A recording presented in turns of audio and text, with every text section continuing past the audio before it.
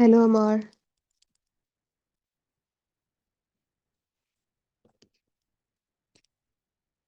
Amar, can you hear me?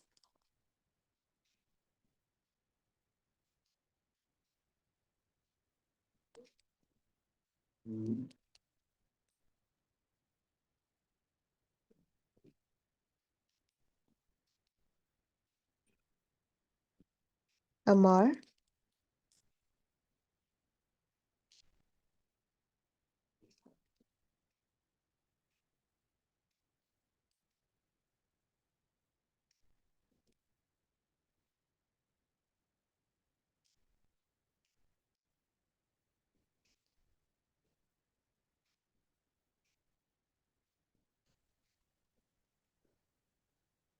hello, Iman. Hello, can you hear me now? Yeah, I can hear you.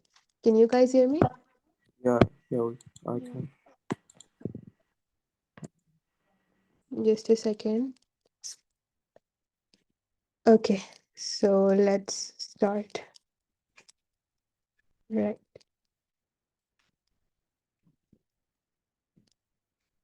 Mm, okay. Amar, yesterday, after the meeting had ended and when I started again, so we basically discussed about active and passive immunity. So first, I will give you a review of that, and then we will continue. Okay. And Okay. Iman, do you have any doubts from what I explained yesterday? Okay, cool. Okay, Amar, there are two types of immunity. First one is active immunity, second one is passive immunity. Now, the difference is okay, first, if I'm going to talk about active immunity, a person has active immunity to a disease if they have made their own antibodies and memory cells that protected against it. For example, yesterday I gave two scenarios. First one was me getting COVID, the infection, but I was not vaccinated. And the second scenario was I was vaccinated for COVID.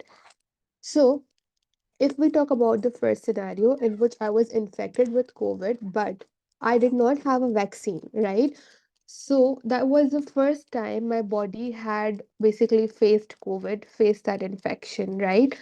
So my lymphocytes would detect that antigen and then they would make specific antibodies for that antigen. Of course, that takes time, but they will try to fight off that infection. So, in that process, now if we see over here in this picture, these lymphocytes made the antibody. Okay, these were the one making antibody, and here I got some memory cells. Now these memory cells, they will retain the memory so that if in case COVID comes again in my body, they will be able to fight it off. So this is called active immunity, means my body made my own antibodies and memory cells for that particular infection. Okay, these memory cells which are produced, they will remain in my body for a long period of time. As I told you yesterday, it is giving us long term immunity. Do you get what is active immunity? Yeah, yep. Okay. Now, you can develop active immunity by having the disease and getting over it, or by getting vaccinated with the weakened pathogen. As I told you guys yesterday, I explained what was vaccine. So, in the vaccine, also, we are injecting the weakened pathogen, right? So, our body or our lymphocyte make the antibodies for that. So, even that is a type of active immunity because my body is making my own antibodies and memory cells for that particular antigen which we were putting in. Okay, so there are two ways to develop active immunity: having the disease and getting over it, or by being vaccinated with the weakened pathogen. This was about active immunity. Now I would go to passive immunity. Okay, a person has passive immunity to a disease if they have been given antibodies which were made by another organism. Now, yesterday I gave an example which is also there in your textbook. If you know about rabies infection, Okay, now for suppose I'm infected with rabies, but I'm not vaccinated against it, and the doctor cannot wait for my lymphocytes to make the antibodies because it is dangerous, it is deadly. Of course, lymphocytes will take time, it won't make the antibodies in 1 minute or 1 second, right? But we don't have that time. So what I did was, now for suppose you, Amar, you have already fought off with rabies. Okay, so your body has antibodies for it. So what the doctor did it, they took the antibodies from your body and then they put it into me, so that those antibodies can go and fight off the rabies quickly. So basically, I have gotten the antibodies directly from you. This is called passive immunity. My body did not make those antibodies. I got those antibodies from another person. Right? Do you get that? Yeah, I do. Okay. So, active immunity, it is long lasting because memory cells are being produced. But when I talk about passive immunity, we are getting antibodies directly. Our body is not making the antibodies, so no memory cells are produced. And these antibodies, they will fight off the infection and they will finish. So I don't have the immunity against it anymore. So if the pathogen comes again, my body will treat it as the first time infection. It won't have memory cell. That is why we say that passive immunity is short term, but active immunity is long term because of the memory cells. Clear? Yep, clear. So we wrote the definition for active immunity: defense against a pathogen by the antibody production in the body, right? Passive immunity is short term defense. Now, this word is very important: short term defense. Short term defense against a pathogen by the antibodies acquired from another individual. Okay, so this is what we had done yesterday. Now I'll continue. Aman, is everything clear? Okay. So babies, they get passive immunity by breastfeeding. Now, breast milk, it contains antibodies from the mother, which are basically passed to the baby. Now, how does it help them? This is useful because the young baby's immune system is not so well developed. So when they get their mother's antibodies, it protects them against any disease to which the mother was immune, right? So that is also passive immunity because the babies are getting the antibodies directly from the mother. No memory cells are being produced. And it's just a short term defense because the baby's immune system is not so developed still. Okay. And another way of getting passive immunity is to be injected with antibodies that have been made by another organism, which is the example I gave you guys for rabies. So my doctor took the antibodies from Amar's body, for example. So I was injected with the antibodies that were made by Amar. So this is also another way of getting passive immunity. Now, these antibodies, they can destroy the virus immediately, whereas waiting for the body to make the antibodies, it will take too long and the person is unlikely to recover quickly. Okay, whereas active immunity, it is very long lasting, and in some cases it can even last for a lifetime. As I told you guys yesterday, these memory cells will remain in the body. Now, passive immunity is short term because antibodies which we injected from another organism, they will eventually break down. No lymphocytes have been stimulated in my body, right? So no memory cells are made, so the infection will be treated as a first time one if that same pathogen comes in my body again. Do you both get it?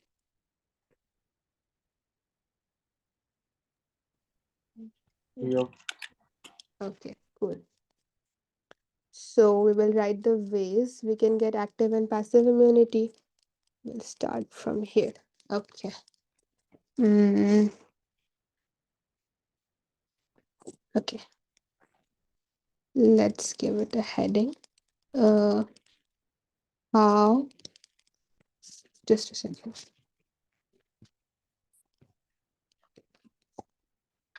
How can we develop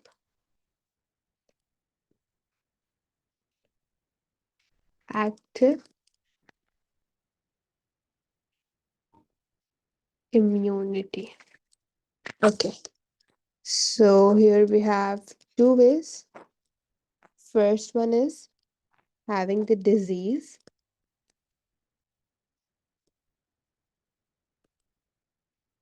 and getting over it. So in this case, our body's lymphocytes are stimulated, so memory cells will also be produced. Second case, being vaccinated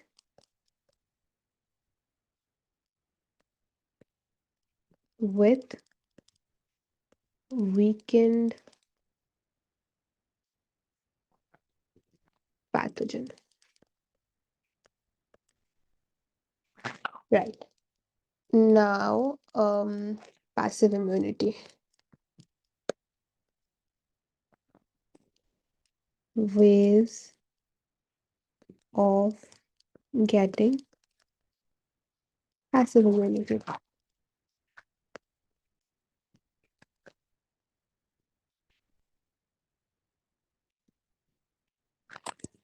Okay.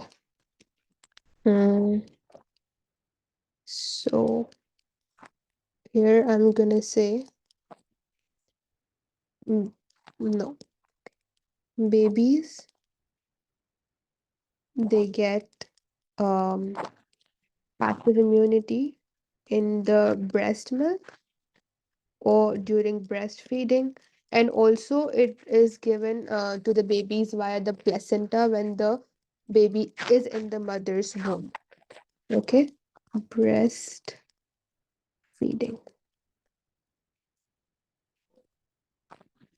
And the next one was injecting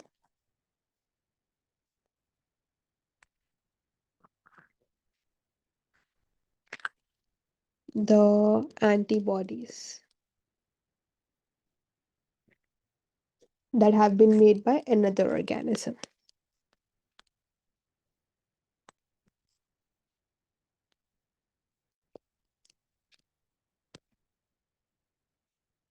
Iman, can you tell me why passive immunity is short term?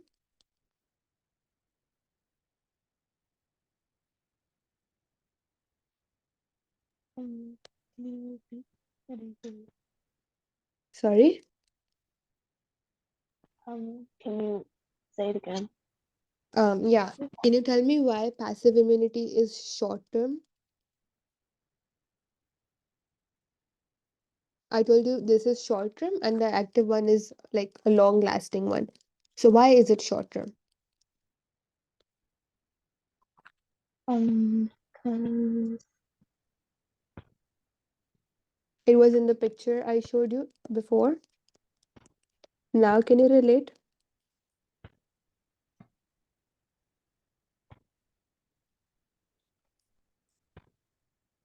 because antibodies don't finish.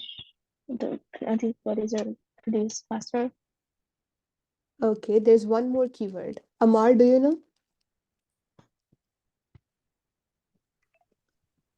Why it's Why not is long? passive immunity short term? Because maybe it's not original from your own body. Yes, but the main thing you guys should say is that no memory cells are produced. Basically, when we talk about short term and long term, we are talking about memory cells. So, in passive immunity, no memory cells are produced. In active immunity, memory cells are produced. Is that clear? Yes. Okay. Yeah. Iman, clear? Yeah. Okay. I'm also going to write it here so that you guys don't forget it. Active immunity, memory cells are produced because the lymphocytes in our body are stimulated. So, they will produce memory cells also. Memory cells are produced and hence it is long lasting. Long lasting. Okay. And if I talk about passive immunity, Passive immunity, I'm directly injecting the antibodies from another individual, or the baby is directly getting the antibodies from their mother. So their own lymphocytes in their body are not stimulated. Hence, no memory cells are made. No memory cells made, right? And as a result, it is short term immunity, not a long lasting one. Short term. Clear? Yes. Cool. Okay. Mm, just a second. Okay, so we are done with this part. Now we have the last part, that is cholera, and then we'll be done with this chapter. In your textbook, you guys might see autoimmune diseases. Okay, autoimmune diseases was there in the 2020 syllabus, but it has been removed from the 2023 syllabus. So we're not going to learn about it. Okay, it's not there for you guys. What is there is the cholera, which has been added to the syllabus, but it is not in the previous textbook. It's in the new textbook. So if you guys want to refer to it, you guys can refer to the new textbook or save my exams. Okay. Before I move on to cholera, if you guys have any doubt from the previous part, please do let me know. Cholera. Okay. Now, have you guys heard the name, the cholera, the disease? Any one of you? Any idea what it is? It's when like you drink contaminated water. Yes, that is correct. Amar, any idea? Sorry, what was the question again? Any idea about cholera? Anything you know about cholera? Cholera. It's fine. No, I don't. Okay, I don't. cool. So we'll learn about it. No worries. First thing you guys should know is cholera, the disease, it causes diarrhea. Now, I'm sure you guys know what diarrhea is. It's basically the loss of watery feces, right? Cholera causes diarrhea. Okay, sorry. Okay. First, we're going to write some basic points about what cholera and what diarrhea is, and then we will see what happens in the body when someone has cholera. Okay. So, first, I will talk about diarrhea. Diarrhea is the loss of watery feces. Watery feces from anus. Okay. Now, if diarrhea is severe, and it continues for a long period of time, or basically like a few hours, 5 or 6 hours, it could lead to death, because diarrhea basically, it's a lot, it's, as I told you guys, it's a loss of watery feces, right? So in that, a large amount of water and a large amount of mineral ions are lost from our body. So if it continues for a long time, it is dangerous. It can even lead to death if it is not treated correctly. Okay, so I'm gonna say, if it is severe and continues for a long time, then it could lead to death. Is that clear, both of you? Yes, it's clear. Okay. Iman? Oh yes, yes. Okay. Now, severe diarrhea, it can cause loss of significant amount of water and iron from the body, And when that happens, our tissues and organs, they stop working properly. If we do not have the sufficient amount of water, if we do not have the sufficient amount of mineral ions in the body, then our organs cannot function properly. All right. Just a second. Okay. Severe diarrhea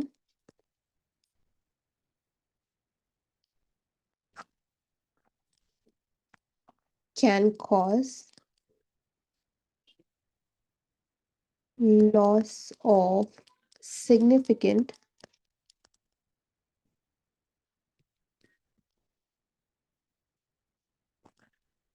amount of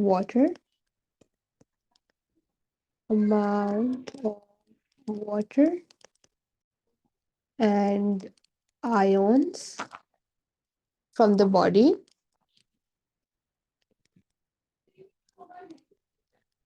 okay, causing the tissues and organs to stop working properly. Tissues and organs to stop working properly. Okay. Mm, okay. Now, the next thing we need to know is how can we treat cholera? Okay, as I told you guys, it is very dangerous, and if it goes on for some time, it can even lead to death. So we need to treat it, right? It can be effectively treated by something called oral rehydration therapy. Oral rehydration therapy. Now, this is basically a drink. It contains water, small amount of sugar, and salt dissolved in it. Okay, so that solution of that water sugar solution, in simple or in short words, we also call this ORS. Okay, ORS means oral rehydration solution. So it's basically a solution of water, sugar, and salt. Why do we call it rehydration? Because our body is getting dehydrated because of the loss of watery pieces. So we need to rehydrate our body back, right? That is why we call it oral rehydration therapy. Oral means it is basically taken in using the mouth or basically injected. Okay, this is what we mean by ORS, and this treatment is called oral rehydration therapy. Do you guys get it?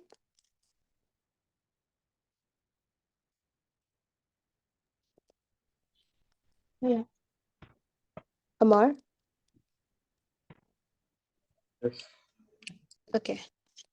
Um, I would write it can be effectively treated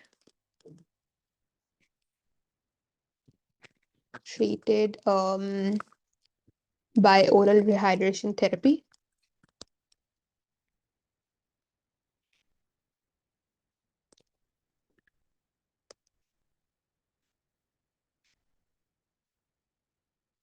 Sorry. Okay. And we will say that this is a drink, or you can say a solution with small amount of sugar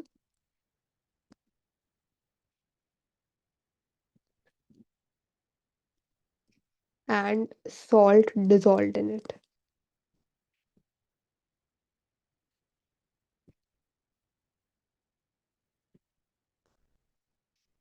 Okay. Now, diarrhea, basically, which we said over here, diarrhea, it can be caused because of many things. Okay, it's not just because of cholera. Diarrhea can be caused by many things. But one of the reason for diarrhea is the infection with Vibrio cholerae. One second, I will write the name first. Vibrio cholerae.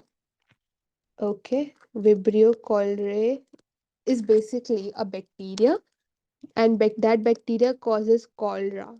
That cholera causes diarrhea. So as I told you guys before, diarrhea is not only caused by this, but this is one of the reason.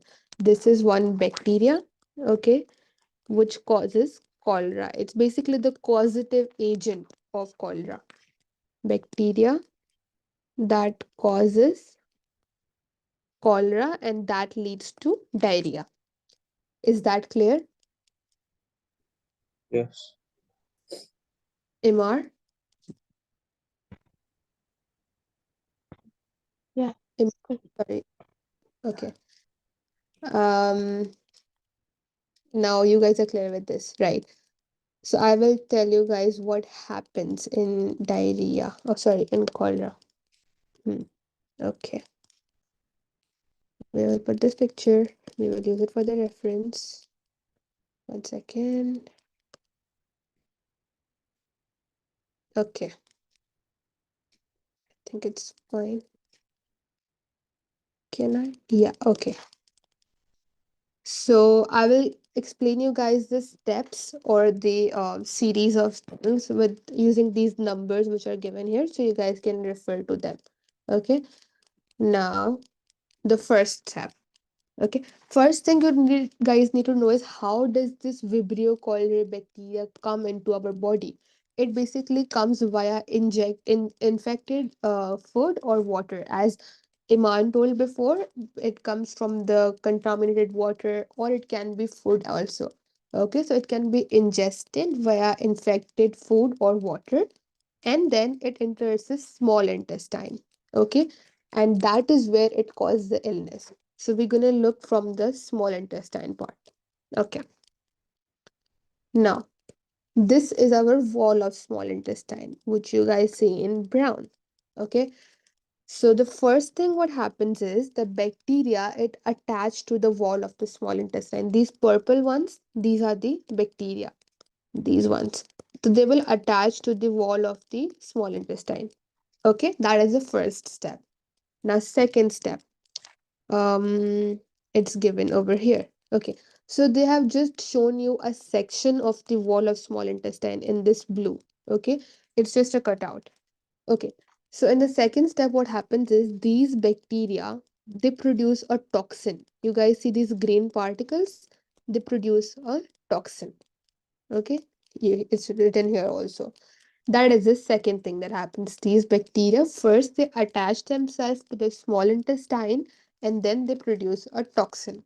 Okay, what happens next? This is a third step, which is right here. The toxin stimulates the cell lining, the intestine, to release chloride ion from inside into the lumen. Now, inside these cells, we have chloride ions right here, right? These Cl minus ones in the yellow color. So, this toxin stimulates the wall of the small intestine to release these chloride ions out into the lumen, out of the cell into the lumen of the intestine. You guys can see these are going out. Are these three steps clear, I think so, yeah. Iman? Yeah. Okay. Now, the fourth thing. Fourth one is right here. Right here. Okay. Chloride ions, they will start to accumulate in the lumen of the small intestine. Okay, these all chloride ion, everything, all of them will come out depending on the amount of toxin, they will come out. Okay, and they will start accumulating in the lumen, this part, or I should use a highlighter. Yeah, this part, they will start accumulating over here. Okay, now when chloride ions accumulate, you guys should know this from your previous chapter, that chloride ions are basically solute, right? So when the solute concentration increases, what happens to the water potential? Any one of you?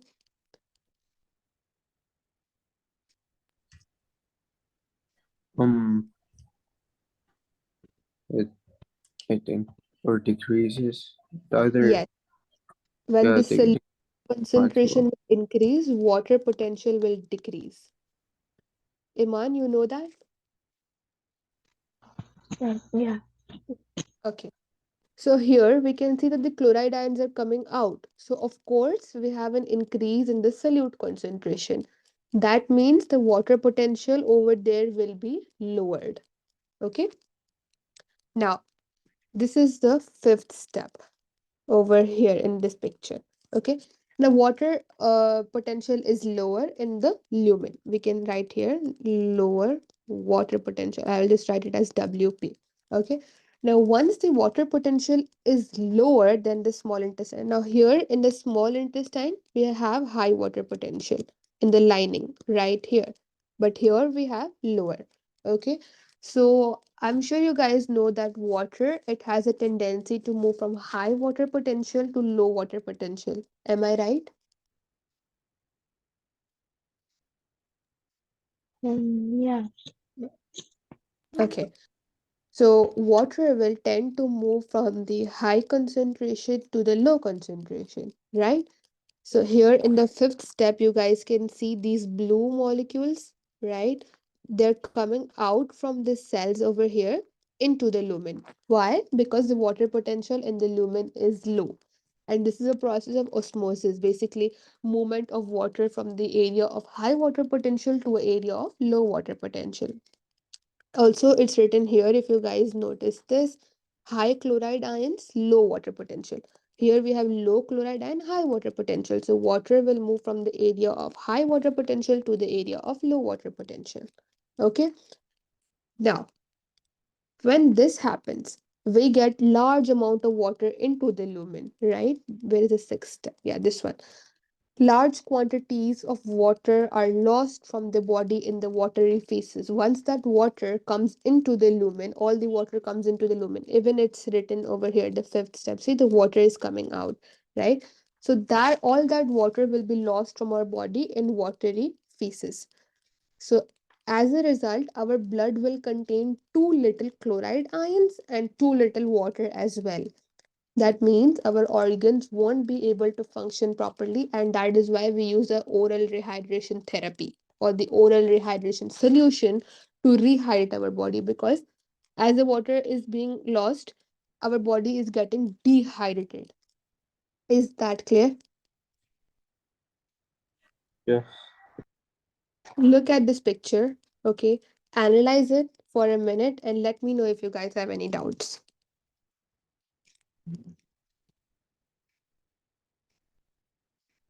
And also, when the meeting ends, please join using the same link, the one which I posted earlier, the same.